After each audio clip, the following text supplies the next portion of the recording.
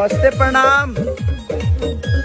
और ठीक बा, थोड़ा सा डिस्टर्बेंस होला, जब कुछ अच्छा होके के होला तो होला। अपनी बेस पर ध्यान नहीं खे देवे के, नेटवर्क नहीं है, नेट नहीं है, आ गया दे पर ध्यान नहीं खे देवे के। हमनी के बस गाना पर ध्यान देवे के बा, के का कैलस ना कैलस हम केहू के दोष ना दिले,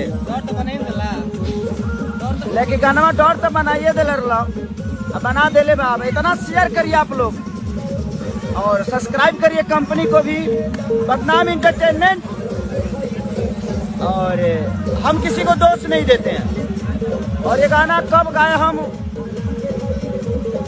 कहां से गाए, अपने प्रूफ उनको तो नहीं दे सकता जिनकी कोई क्षमता नहीं है।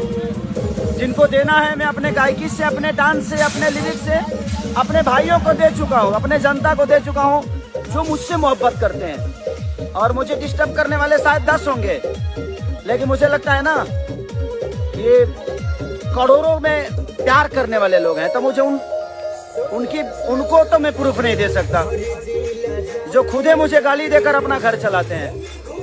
तो भाई एक बात सुनो, तुम्हें जितना गाली देना है, जितना बोलना है, जितना मुंह से पोटी करना है,